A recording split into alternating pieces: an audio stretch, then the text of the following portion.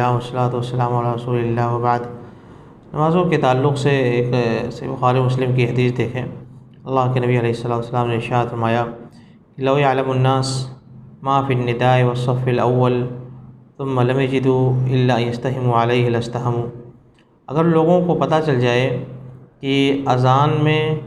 اور پہلی صف میں نماز ادا کرنے کا کیا ثواب ہے، پھر لوگوں کو اس کے لیے اگر قرآن اندازی کرنا پڑے، لوگ قرآن اندازی بھی کر بیٹھیں گے، مگر ہر کسی کی یہی تمنا ہوگی کہ کاش اسے اذان کا موقع مل جائے، کاش اسے پہلی صف میں نماز کا موقع مل جائے۔ تو دیکھیں پتہ کیا چلا کہ پہلی صف میں نماز پڑھنے کا خاص مقام ہے، خاص ثواب ہے، لہٰذا ہمیں اس کی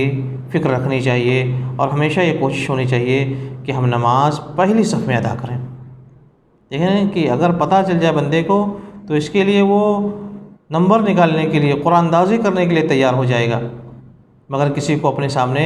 یوں آسانی سے موقع نہیں دے گا، کیونکہ اس کا ایک خاص فضل ہے، وہ چاہے گا کہ وہ فضل اسے ملے۔ اسی طرح سے آگے نبی علیہ السلام نے بیان فرمایا کہ وَلَوْ يَعْلَمُونَ مَا فِي التَّحْجِيرِ لَاسْتَبَقُوا إِلَيْهِ۔ اگر لوگوں کو معلوم ہو جائے کہ نماز کے لیے پہلے آنا، جلدی آنے کا کیا ثواب ہے، تو لوگ اس کے لیے مسابقت کریں گے، آگے بڑھیں گے، ہر کوئی چاہے گا کہ مجھے نماز کے لیے پہلے جانا ہے۔ ایسا نہیں کہ جو ہمارا حال ہے کہ عام طور سے لوگ ہمیں سے انتظار کرتے ہیں کہ ابھی جماعت میں ابھی تو 10 منٹ باقی، ابھی رکے رہو، ابھی 2 منٹ باقی ہے، ابھی چلتے ہیں جو 1 منٹ باقی رہے گا۔ اس طرح سے ہمارا حال ہے۔ نبی علیہ السلام بیان فرما رہے ہیں کہ اگر لوگوں کو پتہ چل جائے کہ نماز کے لیے جلدی آنا، سویرے آنا، اس کا کیا ثواب ہے، تو لوگ اس کے لیے دوڑ پڑیں گے، ہر کوئی جلدی پہنچنے کی کوشش کرے گا۔ آگے نبی علیہ السلام نے بیان فرمایا کہ وَلَوْ يَعْلَمُونَ مَا فِي الْعَتَمَةِ وَالصُّبْحِ لَأَتَوْهُمَا وَلَوْ حَبْوًا۔ اسی طرح سے اگر لوگوں کو پتہ چل جائے کہ عشاء کی نماز اور فجر کی نماز کی کیا فضیلت ہے، تو لوگ اس کے لیے ضرور حاضر ہوں گے، یہاں تک کہ اگر ایک بندے کا پیر نہ کام کر رہا ہو، اسے کرولنگ کر کے آنا پڑے، اسے جیسے بچے چلتے ہیں جب ان کے پیر مضبوط نہیں ہوتے ہیں، ہاتھ اور گھٹنے کے بل ایسے اسے چلنا پڑے، چوتڑ کے بل اسے گھسیٹنا پڑے، پھر بھی وہ آئے گا، اگر اسے عشاء کی نماز اور فجر کی نماز کا ثواب معلوم ہو جائے۔ وہ ہر حال میں سوچے گا کہ اسے جماعت کے ساتھ نماز پڑھنا ہے، مسجد میں نماز پڑھنا ہے۔ اتنا بڑا ثواب رب العالمین نے رکھا ہے ان دونوں نمازوں کا، اور عمومی طور سے سارے نمازوں کا کیا ثواب ہے۔ لہٰذا میرے بھائیوں، ہم اور آپ کی پوری کوشش ہونی چاہیے کہ نمازوں کی ہم پابندی کریں اور پہلی صف میں نماز پڑھنے کی کوشش کریں۔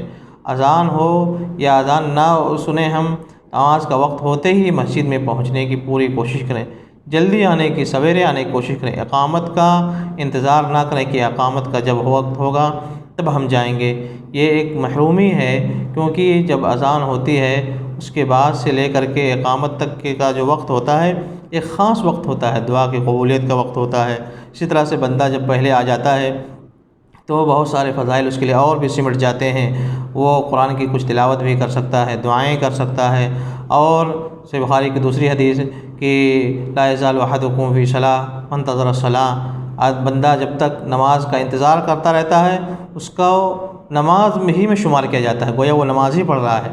کتنا بھی انتظار کرے گا۔ تو یہ سب ایک مبارک وقت ہے اس کے لیے، اس کی نیکیوں میں اضافے کا ایک بہت بڑا ذریعہ ہے، اور سب سے بڑی بات کہ اس کو موقع ملے گا پہلی صف میں نماز پڑھنے کا۔ یہ بہت بڑی چیز ہے، بہت ہی کم ہی ایسے لوگ ہیں جو اس بات کی حرص اور پابندی رکھتے ہیں کہ ہمیشہ انہیں نماز پہلی صف میں پڑھنا ہے۔ نماز تو الحمدللہ پڑھنے والے اچھی تعداد میں ہیں، لیکن اس بات کی حرص رکھنا اور کوشش رکھنا اور اس کی فکر رکھنا کہ اسے نماز پڑھنا ہے مگر پہلی صف میں پڑھنا ہے، ایسے لوگ کم پائے جاتے ہیں۔ ہمیں اس کی فکر کرنے کی کوشش کرنی چاہیے، کیونکہ نماز پڑھنا ثواب ضرور ہے، لیکن پہلی صف میں نماز پڑھنا اس کا ایک خاص مقام ہے، خاص ثواب ہے۔ اگر لوگوں کو پتہ چل جائے کہ پہلی صف میں نماز کا کیا ثواب ہے،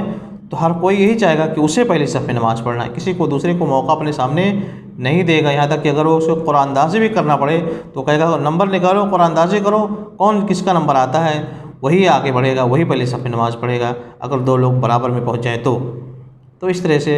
ہمیں جب یہ حدیث اس طرح کی چیز معلوم ہو گئی تو ہمیں اس کی فکر رکھنے کی کوشش کرنی چاہیے۔ اللہ تعالیٰ ہمیں اس کی توفیق عنایت فرمائے، آمین۔ وصلی اللہ وسلم علی نبینا محمد۔